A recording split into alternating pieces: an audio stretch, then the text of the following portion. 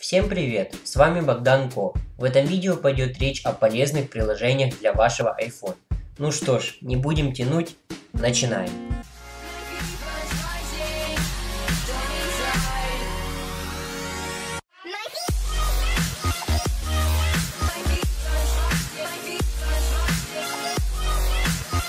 И на сегодня первое приложение называется Lingualeo.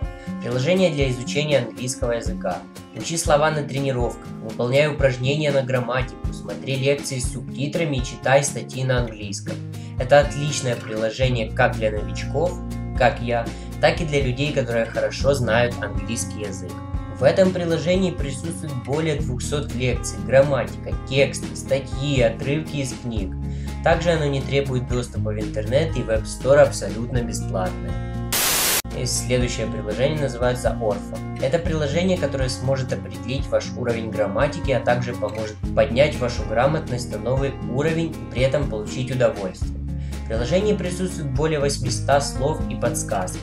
Два режима игры – на результат и на время. В App Store бесплатно. Следующее приложение называется История войны. Это приложение, которое рассказывает об истории советского народа. В нем представлено 20 историй о великих подвигах и победах людей в Великой Отечественной войне. Люди, имена которых должен знать каждый. Очень интересно и познавательно. Вы ее можете скачать бесплатно из App Store. На сегодня последнее приложение называется Handy Mess. Это самое лучшее приложение для изучения такого нелегкого предмета, как математика. Приложение содержит в себе много теоретического материала, формул, подсказок, калькулятор, ответы и даже решения.